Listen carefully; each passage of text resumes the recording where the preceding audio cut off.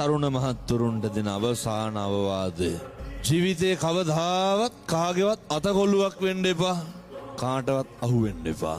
කාටවත් රැවටෙන්න එපා. කිසි කෙනෙක් ඉස්සරහ ලැජ්ජාවටපත් වෙන්න එපා. කාගේවත් ඉස්සරහ ජෝක් එකක් වෙන්න එපා. කාගේවත් ඉස්සරහ හැල්ලු වෙන්න එපා. කාටවත් මාත්‍රිකා කතන්දර හදන්න ඉඩ තියන්න එපා. කිසි කෙනෙක් කැමති නෑ සත්පුරුෂ දරුවනේ අපිට හරියනවට. හැම කෙනෙක්ම කැමති අපිට වරදිනවට. ලෝකයක් බලාගෙන ඉන්නේ කෝක කුඩුකාරයා ගංජාකාරයා බේබද්ද කියලා ලේබල් ගහන්න. කිසි කෙනෙක් නෑ අපි හොදන්න. කිසි කෙනෙක් නෑ අපි බේරන්න. අපේ අම්මා තාත්තා බලාගෙන ඉන්නවා අපි සත්පුරුෂයෙක් වෙලා. අපි යහපත් ගති පැවතුම් ඇත්තෙක් වෙලා. අපි මොන දේ කෙරුවත් අපේ අම්මට තාත්තට අපි හරි. අපි මොන දේ කෙරුවත් අපේ අම්මා තාත්තා කවදාවත් අපි ඒ දේ කරා කියලා කියන්නේ නැහැ. අකමැත්තෙන් උනත් දෙමව්පියෝ කියනවා නෑ දරුවෝ වැරදි නෑ දරුවෝ හරි. ලෝකයක් කියනවා අපේ හරි දේවල් වලට වැරදි කියලා. අපි හරි නෑ අපි වැරදි. නිරන්තරයෙන් අම්මගේ තාත්තගේ වචනට සාධාරණයක් කරන්න. දෙමව්පියෝ හොඳට නඩත්තු කරන්න. අයියා අක්කා නංගි මල්ලි සහෝදරයා සහෝදරිය හොඳට නඩත්තු කරන්න. කවදාවත් අම්මට තාත්තට තාතෝ කියලාවත් කතා කරන්න එපා. හන්දි බෝක්කු කැට කඩ පිල් ගානේ. කල්ලි ගහිලා එක්ක අහුවලා එක සමාගම් වලට එක්ක අහුවලා ජීවිතේ අනාථ කරගන්න එපා. නැති කරගන්න එපා.